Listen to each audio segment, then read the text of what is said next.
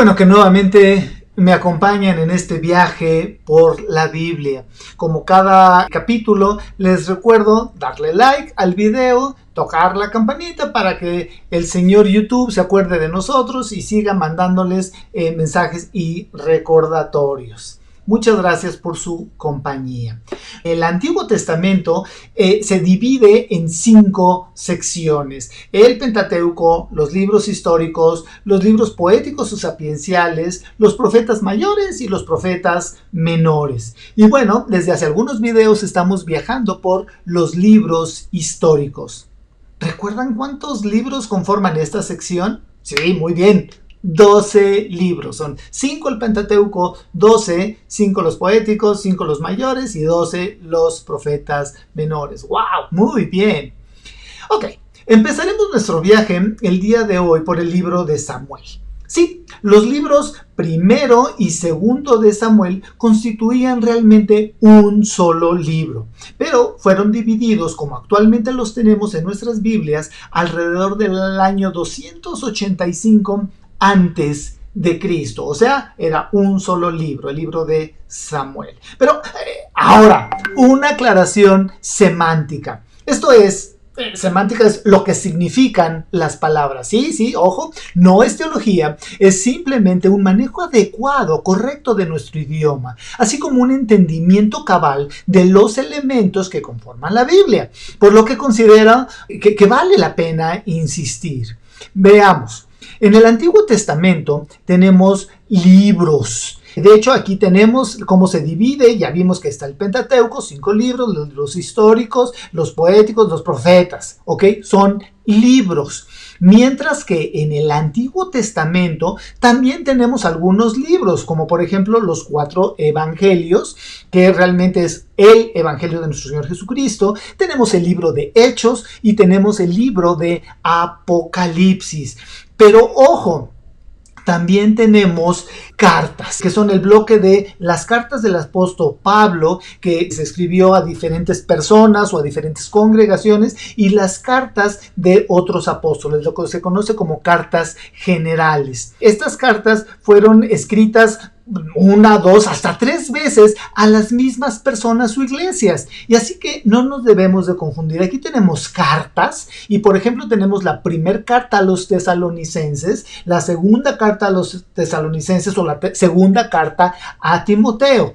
¿Ok? En el video de The Bible Project de español, que les pasé el capítulo anterior y les voy a pasar el día de hoy, dicen primera y segunda de Samuel. Pero entendamos que es una traducción. No está bien, no es correcto, porque Samuel, insisto, del Antiguo Testamento, está conformado por 2 libros. Originalmente era un libro, ya lo vimos. Entonces se dice primero y segundo de Samuel, o queremos ser más correctos, primer libro de Samuel, segundo libro de Samuel. Mientras que Pablo, por ejemplo, escribió las 2 cartas a Corinto y se dice primera a los Corintios, segunda a los Corintios. ¿Ok? Entonces, lo correcto sería primera carta, segunda carta, pero bueno, queda entre cuates. Entonces, cerramos el paréntesis semántico. En el capítulo anterior vimos que en el primer libro de Samuel trata el periodo de la transición entre la época complicada de los jueces y el periodo de la monarquía, el Reino Unido. Ahora, en este segundo libro de Samuel, nos vamos a ocupar enteramente del personaje conocido como David, o sea, el segundo rey de Israel, y por lo mismo solamente cubre un espacio de 37 años. Y nuestros ojos son dirigidos al retrato que Dios nos ofrece de su ungido. Es el cuadro de un hombre según el corazón de Dios, a quien vamos a estudiar. Y pues, ¿qué hay en David que merezca un título tan honorable? El libro nos presenta a este personaje en su área de trabajo, con sus colegas de trabajo, en su hogar, con sus amigos, en sus momentos de triunfo, pero también en sus derrotas más humillantes. Vamos a leer sus oraciones, sus alabanzas, vamos a leer sobre su justa indignación en ciertos momentos, sus palabras de bondad. Vamos a ser testigos de su pecado, pero también de su arrepentimiento. Esto es, el cuadro entero. A pesar de que en sus ocasionales sombras oscuras nos muestra a un hombre en cuya vida Dios realmente ocupó el primer lugar y quien estaba profundamente consciente de su propia debilidad, de su fracaso y su pecado, pero que conocía a Dios y confiaba en Él con todo su corazón.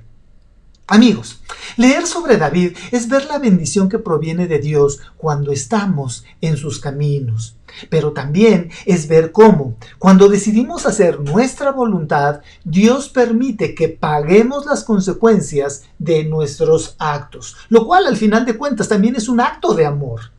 Porque la única manera en que un niño camine bien pues es que se caiga un par de veces. Pero eso sí, su padre va a estar ahí cerca, evitando algo más grave que un sentón.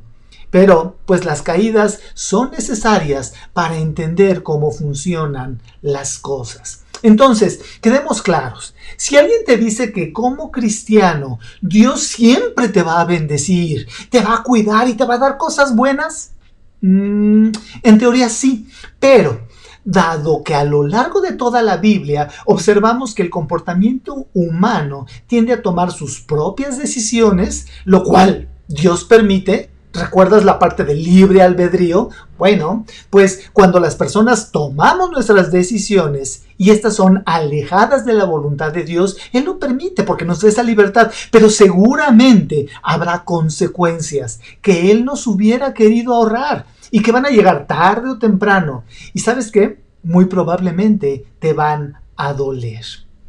Entonces, ¿cuál es el secreto para tener una vida más exitosa? Obedecer la palabra de Dios. La tenemos por escrito, está a nuestro alcance. Simplemente hay que obedecerlo. Es sencillo, ¿no? Ahora vamos a ver un bosquejo simple de este segundo libro de Samuel. Vamos a empezar con la ascensión de David. Después, changos, la caída de David. Y vamos a cerrar con los últimos años del rey David. Y ahí vienen los capítulos en que se encuentra cada uno de estos elementos. Como dijo Jack el Destripador, vamos por partes. Empezaremos con la ascensión de David. Con la muerte de Saúl, del rey previo, y de sus hijos, la poderosa tribu de Judá se congregó en Hebrón y le hizo a David su rey, lo nombró rey. Después de reinar 7 años en Hebrón, David fue elegido rey por todas las otras tribus restantes y David hace a Jerusalén su capital y el centro del reino. Y es ahí precisamente donde gobernó a las 12 tribus de Israel durante 33 años. David expresó su noble preocupación por el hecho de que el arca de Dios se encontraba en una carpa. ¿Recuerdan? En el tabernáculo que se había construido en el desierto, mientras que él ya vivía en un palacio. Y David deseaba edificar un edificio, un templo permanente para el culto a Jehová. Sin embargo, en un momento determinado, Dios le informa por medio del profeta Natán que no le permitía hacerlo, pero que su hijo lo construiría. Y entonces, aunque Dios no le concedió a David edificar el templo, le prometió que su hijo lo levantaría. Y esto lo vemos en 2 de Samuel, donde dice que él, está hablando de Salomón, edificará casa a mi nombre, y yo afirmaré para siempre el trono de su reino. Yo seré a él padre, y él será para mí hijo. Pero le concedió adicionalmente bendiciones mucho mayores. Y será afirmada tu casa y tu reino para siempre delante de tu rostro, y tu trono será estable eternamente. Dios le prometió a David establecer permanentemente su dinastía, y a esto se le conoce como el pacto davídico. Y en el Nuevo Testamento, en Lucas, encontramos: y ahora concebirás en tu vientre, está hablando el ángel con María, y darás a luz un hijo, y llamarás su nombre Jesús. Este será grande, y será llamado Hijo del Altísimo, y el Señor Dios le dará el trono de David, su padre. y reinará sobre la casa de Jacob para siempre, y su reino no tendrá fin. Entonces, la promesa de Dios a David se cumplió en el reino del Mesías, o sea, de Jesucristo, quien fue descendiente directo en línea de David, y su reino es eterno. Esto es, David, Salomón y el resto de sus descendientes se murieron. Jesús es eterno. Esta doctrina es la más importante que se encuentra en los libros históricos y ha servido como base al mesianismo real a través de la Biblia, por lo cual es muy importante e interesante conocer la historia, la secuencia e incluso la genealogía. Pero veamos, lo más importante para ti y para mí el día de hoy es el versículo 17 de Hechos 15, porque ahí se habla de nosotros. Ahí dice: después de esto, volveré y reedificaré el tabernáculo de David que está caído, y repararé sus ruinas, y lo volveré a levantar, para que el resto de los hombres busquen al Señor, y todos los gentiles sobre los cuales es invocado mi nombre. ¿Quiénes son los gentiles? Nosotros somos los gentiles, somos los no judíos. Entonces, recapitulemos. ¿Qué incluye el pacto davídico? Básicamente son dos elementos. Lo primero, que el Mesías sería descendiente de David. Jesús fue descendiente de David. Y lo otro y lo más importante es, y su reino sería eterno. Ya vimos que no se pudo cumplir ni en David, ni en Salomón, ni en sus hijos. Entonces, ¿en quién se cumple este pacto davídico? Simple y llanamente, la única persona que puede cumplirlo es en Jesucristo. ¿Y por cuánto tiempo va a durar el reino del Mesías? Para siempre, es eterno. Amigos, Jesucristo, es el Mesías anunciado en el Antiguo Testamento. Seguimos avanzando en el libro. En los primeros 10 capítulos de 2 de Samuel se describen los logros y la fama de David. Posteriormente, los capítulos 11 y 12 narran con igual franqueza el pecado de David y sus consecuencias. Ningún biógrafo secular hubiera prestado tanta atención a los fracasos de un gran personaje. Sin embargo, la Biblia da evidencia de su inspiración divina al presentar a sus héroes tal y como fueron la realidad. Los personajes de la Biblia fueron personas como nosotros, como tú, como yo, empeñadas en las mismas luchas con el pecado o contra el pecado. La Biblia nos permite aprender lecciones espirituales a través de sus fracasos, así como de sus victorias. Sin embargo, por alguna razón que no entiendo, podemos aprender más de los fracasos que de las victorias. Cuando David trató de ocultar su adulterio, su pecado, un pecado llevó al otro. Lo mismo que nos pasa en la actualidad. A David le pareció que nadie conocía su pecado, que lo hizo en secreto y no lo confesó. Sin embargo, en el Salmo 32 se nos revela que le dolía la conciencia en su gemir todo el día. En esta época, David tendría unos 50 años más o menos y era el rey de toda la nación. Sin embargo, un momento bastó para manchar el noble recuerdo de una vida honrada por Dios. La profunda agonía de su arrepentimiento es una prueba de que su corazón estaba orientado hacia Dios. Y esto lo encontramos en el Salmo 51. Ten piedad de mí, oh Dios. Conforme a tu misericordia, conforme a la multitud de tus piedades, borra mis rebeliones. Lávame más y más de mi maldad y límpiame de mi pecado. Porque yo reconozco mis rebeliones y mi pecado está siempre delante de mí. Contra ti solo he pecado y he hecho lo malo delante de tus ojos, para que seas reconocido justo en tu palabra y tenido por puro en tu juicio. Más adelante dice, porque no quieres sacrificio que yo lo daría, no quieres holocausto. Los sacrificios de Dios son el espíritu quebrantado. Al corazón contrito y humillado no despreciarás tú, oh Dios. ¡Wow! Esto es arrepentimiento. Y entonces hay muchas lecciones importantes que podemos aprender del pecado de David. Vamos a ver 5 lecciones. Primero, Por más fuerte y espiritual que sea una persona, si quita los ojos de Dios, estará propenso a caer. Dos.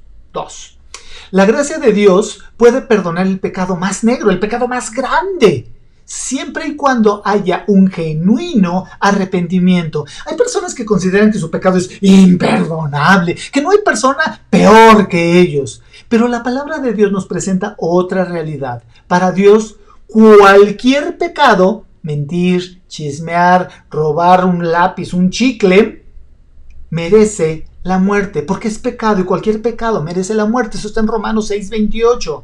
Y es precisamente por lo que Dios proveyó a su Hijo Jesucristo, su amado Hijo, para morir en tu lugar, en mi lugar, en lugar del pecador. Entonces, Dios nos perdona, pero Dios nos perdona no por quién eres tú, sino por quién es Jesús y por lo que hizo Jesús en la cruz del Calvario. Número 3. Todo lo que el hombre sembrare, eso también segará. Eso está en Gálatas 6:7. Dios perdona nuestro pecado, sí, ya lo dijimos, pero permite que las consecuencias de nuestras decisiones continúen con su curso. Esto es, el ejemplo de David. El bebé resultado de la unión pecaminosa de David murió. 2 de sus hijos le imitaron en el adulterio y uno cometió asesinato. Lo que nosotros hacemos impacta sobre la vida de otros. Otro ejemplo muy simple, más sencillo, más actual.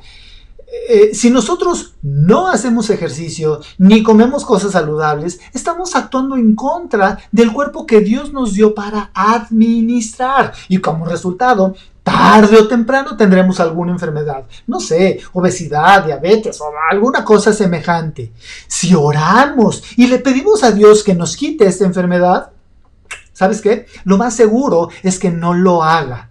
Ahora bien, con algún otro ejemplo, si pedimos perdón a Dios por nuestro pecado, si reconsideramos nuestras decisiones, Él nos va a perdonar y adicionalmente nos va a dar la habilidad para lidiar, para manejar de la mejor forma las consecuencias de lo que nosotros hicimos, de las malas decisiones que nosotros tomamos. Cuarto aprendizaje. Dios no ignorará ni perdonará ni por un momento el pecado. O sea, definitivamente no. Dios es justo, ni aun de parte de sus hijos más amados, como el caso de David, si no hay arrepentimiento. Entonces, recordemos que Dios es santo y no puede haber pecado en su presencia. De ahí que, en cuanto nos percatemos que estamos pecando o que hemos pecado, tenemos que buscar inmediatamente a Dios. Tenemos que buscar reconciliarnos con Dios. ¿Y sabes qué? Dios nos va a perdonar. Quinto aprendizaje. Si aún no tienes a Cristo en tu corazón, este es el momento. Dios ya proveyó a Jesucristo como el único medio para reconciliarnos con el Padre. Si lo ignoras, lo cual es tu derecho, estarás yendo totalmente en contra de lo que Dios ya hizo, por amor a ti, por amor a mí, que fue dar a su Hijo Jesucristo para morir en la cruz por nuestros pecados. Ojo, Dios solo está esperando que le pidas perdón. Y aquí es necesario que uses tus propias palabras. Yo no lo puedo hacer por ti. Tú tienes que pedir perdón en tu propio lenguaje, en tu propia forma de expresarte. Realmente no hay fórmulas especiales. Dile a Dios que te sientes mal por haber pecado por tanto tiempo, por haberlo ignorado, por no haber hecho la voluntad de Dios. Y ¿sabes qué? Después de pedir perdón, invita a Jesús a venir a morar, a vivir en tu corazón y a transformar tu vida. Usa tus palabras, usa lo que tú estás sintiendo. De acuerdo con la palabra, el Espíritu Santo va a darte la sabiduría y te va a dar el entendimiento para hacer lo correcto. Pero pide perdón, reconcíliate con el Padre urgentemente, ya, hoy. Acepta a Jesús en tu corazón hoy y serás salvo. Para terminar, les voy a dejar nuevamente estos 5 aprendizajes, estas 5 notas para recordar. Por más fuerte y espiritual que sea una persona, si quita sus ojos de Dios, estará propenso a caer. 2. La gracia de Dios puede perdonar el pecado más negro, más grande, más horrible, siempre y cuando haya un genuino arrepentimiento. En Romanos 6:23 dice que Dios ya proveyó a su Hijo Jesucristo, su amado Hijo, para morir por el pecado tuyo y por el pecado mío, o sea, por lo que somos pecadores, pero Dios ya lo hizo. Y lo hizo Jesucristo. 3. Dios perdona nuestro pecado, pero permite que las consecuencias de nuestras decisiones continúen su curso. Dios no perdonará el pecado si no hay arrepentimiento. O sea, la clave es el arrepentimiento genuino. Únicamente recibiendo a Jesucristo en tu corazón podrás ser reconciliado con Dios. ¡Wow! O sea, Dios ya hizo todo. Dios proveyó a Jesucristo. Ahora depende de ti darte cuenta que eres un pecador, arrepentirte y aceptar genuinamente en tu corazón a Jesucristo como tu Señor y Salvador. Veremos el último punto, la tercera parte, los últimos años de David. En el capítulo 22 se menciona que hasta el final de la vida de David, él mira hacia el pasado y recuerda las vicisitudes y pruebas de su vida. Y con toda gratitud reconoce la gracia y la fidelidad de Jehová por tanto tiempo. David es uno de los personajes más brillantes de la historia hebrea. Tenía una personalidad extraordinaria, compleja, versátil. ¿Saben? Como genio militar no tuvo rival. Como gobernador fue capaz, fue justo, no tuvo igual. Como poeta fue sin par. Se destacan en segundo de Samuel los grandes rasgos de su carácter, su valentía, su suprema confianza en Dios, su lealtad, su generosidad y su espíritu dispuesto a perdonar. Algo muy importante es que David siempre puso a Dios en primer lugar y fue declarado varón según el corazón de Dios. Sí, pecó igual que tú, pecó igual que yo. Y pecó en ese momento de tentación, pero se arrepintió profundamente y a pesar de sus fallas, nunca se apartó de Jehová. David fue el más grande de los reyes de Israel, libró a su nación de sus enemigos, unificó el reino, puso a Jerusalén por la capital de Israel e hizo la religión a Jehová la parte central de la vida de los hebreos. Cuando David empezó a reinar, Israel estaba en pésimas condiciones.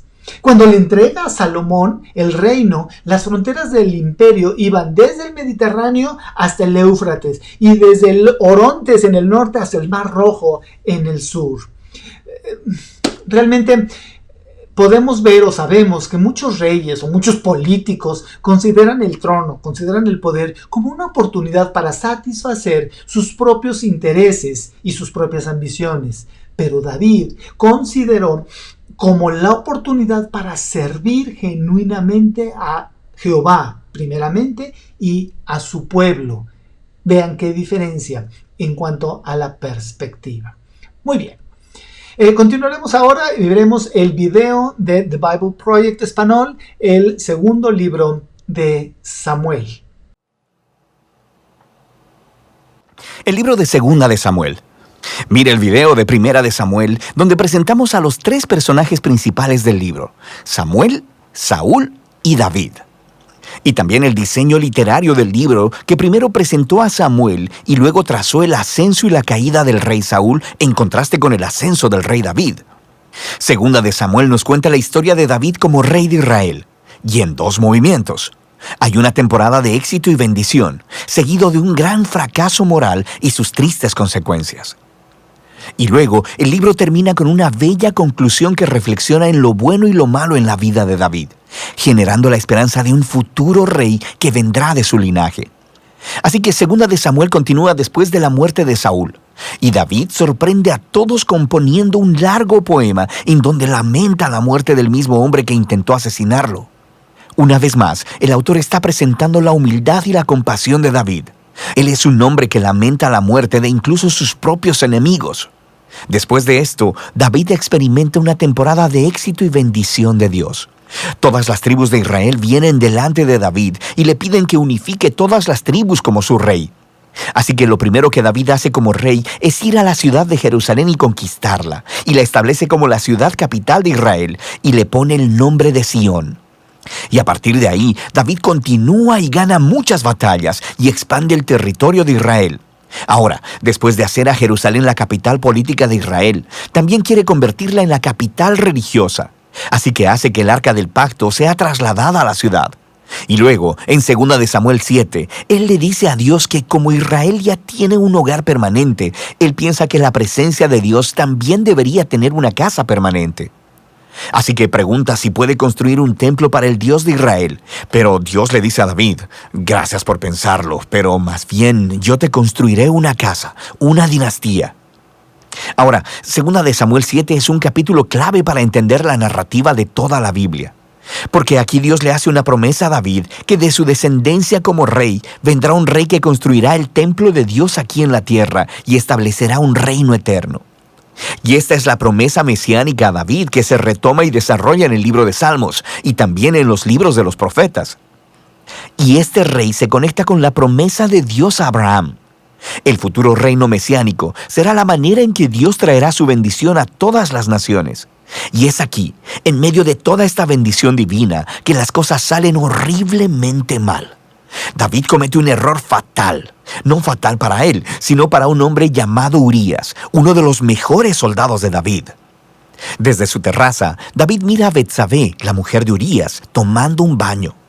David la busca, se acuesta con ella y la embaraza. Y luego trata de encubrir todo, asesinando a Urías y casándose con ella. Es simplemente horrible. Así que cuando David es confrontado por el profeta Natán acerca de todo esto, él inmediatamente reconoce todo lo que ha hecho. Es quebrantado, se arrepiente y pide perdón a Dios, y Dios lo perdona. Pero Dios no quita las consecuencias de las decisiones de David. Y así como resultado de su horrible elección, la familia de David, su reino, se desmorona. Y eso hace de esta sección una historia trágica como la de la caída de Saúl. Los hijos de David terminan repitiendo los errores de su padre, pero de maneras aún más trágicas. Amnón abusa sexualmente de su hermana Tamar, y luego el hermano de ambos, Absalón, se entera de todo esto y manda a matar a Amnón. Y luego Absalón va y trama un plan secreto para derrocar a su padre David, y empieza una rebelión a gran escala. Así que, por segunda vez, David es obligado a huir de su propio hogar y a esconderse en el desierto, excepto que en esta ocasión él no es inocente. La rebelión termina cuando el hijo de David es asesinado, y eso rompe el corazón de David, y una vez más, él se lamenta acerca del hombre que intentó asesinarlo. En los últimos días de David, lo encontramos de vuelta en el trono, pero como un hombre quebrantado. Está herido por las tristes consecuencias de su pecado. El libro concluye con un bello epílogo con historias que están en orden cronológico, pero tienen un diseño literario simétrico realmente genial. El par externo de historias vienen del reino temprano de David y comparan los fracasos de Saúl y los de David, y cómo ambos lastimaron a otras personas por sus malas decisiones. El par interno de historias son sobre David y su grupo de hombres valientes que fueron a luchar contra los filisteos. Y lo interesante es que ambas secciones tienen una historia de la debilidad de David en batalla. Así que, en contraste con las historias victoriosas de David de los capítulos 1 al 9, aquí vemos a un David vulnerable que depende de la ayuda de otros. El centro del epílogo tiene 2 poemas que funcionan como memorias, y David reflexiona en su vida. Y él recuerda los tiempos donde Dios en su gracia lo rescató del peligro. Y él mira estos como momentos en los que Dios fue fiel a su promesa de pacto hacia él y su familia. Ambos poemas concluyen al recordar la esperanza de la promesa de Dios de un rey venidero que establecerá ese reino eterno. Ahora, estos poemas y la promesa de Dios están conectados al poema de Ana al principio del libro. Y así, estos pasajes claves del principio, los del centro y los del final del libro, unifican todos los temas del libro. A pesar de la maldad de Saúl y David, Dios siguió obrando sus propósitos redentores, y Dios se opuso a la arrogancia de David y de Saúl, pero exaltó a David cuando éste se humilló. Así que la esperanza futura de este libro va mucho más allá que David mismo. Mira hacia el futuro, al Rey mesiánico, que un día traerá el reino y la bendición de Dios a todas las naciones. Y de eso se trata el libro de Samuel. Y para finalizar, ahora pues, Jehová Dios, tú eres Dios y tus palabras son verdad. Amigo, en la Biblia encontramos que Dios nos promete perdón siempre y cuando nos arrepintamos. Nos promete, mediante el pacto davídico, vida eterna. A los gentiles, a los que no somos judíos, siempre y cuando aceptemos a Jesús en nuestro corazón. Si te arrepientes de tu pecado, si pides perdón, el Espíritu Santo y Jesucristo vendrán a morar en tu corazón. Jehová Dios, tú eres Dios y tus palabras son verdad. Nos vemos en el siguiente de la serie.